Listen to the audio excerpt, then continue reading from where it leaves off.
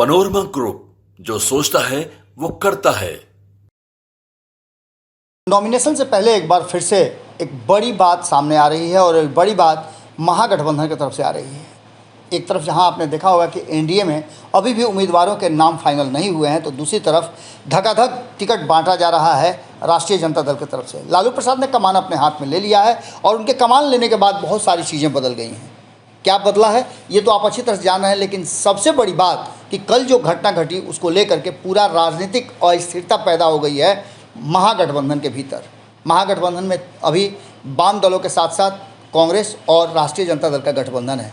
वाम दलों में 3 साथी हैं और इन सबको मिलाकर के अगर देखा जाए तो सीट शेयरिंग के समझौते को लेकर लगातार प्रयास किए जा रहे थे। दिल्ली से पटना तक की बातें की जा रही थी। अचानक से आपको याद होगा कि जब राहुल गांधी का अंतिम कार्यक्रम यात्रा चल रहा था, उसी दौरान मुंबई में तेजस्वी यादव भी गए थे और वहाँ से जाने के बाद ये बातें कही जा रही थी कि तेजस्वी यादव साथ में दिल्ली लौटेंगे और वहाँ बैठ करके सीट शेयरिंग का समझौता किया जाएगा। ये कुछ भी नहीं हुआ।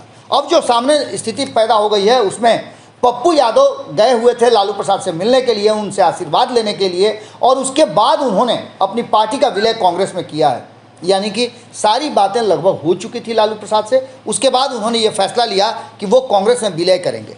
कांग्रेस में विलय करने के बाद ये भी बातें समझी जा रही थी कि पप्पू यादव लगातार जो प्रयास कर रहे हैं पूर्णिया में, वो पूर्णिया से उम्मीदवार होंगे, टिकट भी मिलेगा, और इस बात की चर्चा सब जगह होने लगी थी। ये बात मान लिया गया था कि पप्पू यादव पूर्णिया चुनाव लड़ रहे हैं और राष्ट्रीय जनता दल ने पिछले सारे गिले शिकवे बुला करके उनको एक्सेप्ट कर लिया है। लेकिन याद होगा आपको कि हमने बताया था कि तेजस्वी यादव के साथ जो वो टहल रहे थे, बातें हो रही थी, उसका बॉडी लैंग्वेज बता रहा था कि कहीं ना कहीं अभी भी बहुत कुछ होना बाकी है।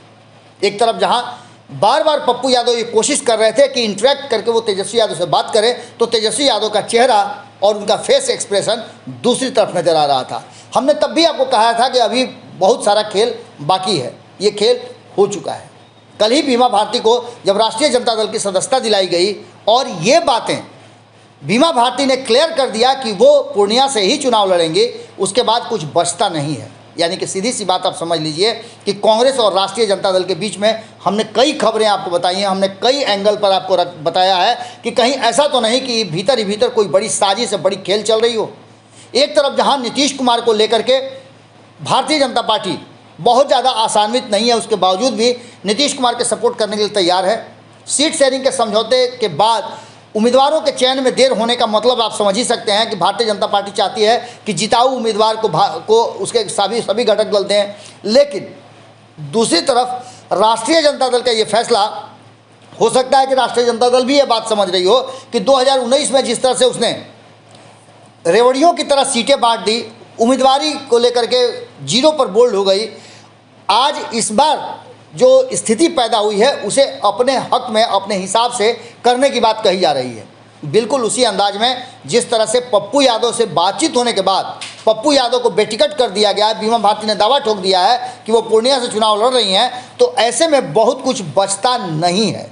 यानी कि सीधी तरह से आप बात समझ सकते हैं कि जो वर्तमान परिस्थिति बनी है, बहुत जल्द हम आपको बीमा भारती का इंटरव्यू भी बताएंगे, उनसे बात हमारी टीम करके बताएगी कि आखिर बीमा भारती का सोचना क्या है, वो आगे की रणनीति क्या बना रही है। लेकिन एक बात आप मान के चलिए कि पप्पू यादव के हवाले से भी यह बात सामने आई है कि वो पूर्णिया से ही चुनाव लड़ेंगे। यानी कि कांग्रेस ने जिस तरह से पप्पू यादव का वेलकम किया था, अब उसके बाद कांग्रेस में एक बड़ा विवाद उत्पन्न होता हुआ दिखाई दे रहा है। कहा तो ये भी जा रहा था कि अखिलेश सिंह इससे पप्पू यादव के विलय से खुश नहीं है। यही कारण है कि पप्पू यादव के स्वागत की तैयारी थी, जिसका संपादक नमन मिश्रा जी ने चर्चा भी किया था, वो भी रोक दिया गया है। इसका सीधा मतलब है कि अब महागठबंधन के भीतर एक बार फिर से बड़ा बवंडर उठने वाला है और ये बवंडर कहीं ना कहीं इस बात की तरफ इशारा कर रहा है कि सब कुछ होने के बाद आखिर पप्पू यादव को बेटिकट किसने किया।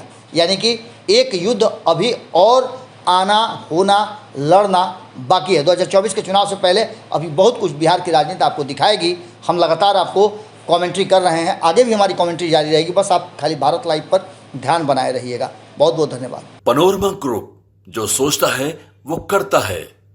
अगर ये वीडियो पसंद आई और वह बिहार के राजनीति और बिहारियत से सरोकार रखेनी तो सब्सक्राइब बटन दबा के चैनल के सब्सक्राइब कर ली। ओजे एगो घंटी बा, ओकरा बटन दबा देला से कुल सटीक और मारक खबर रुआ मुफ्त में मिल जाई। अगर रउआ पत्रकारिता के हमनी के नया प्रयोग में सहयोग कर चाहतनी तो ज्वाइन बटन दबा दी।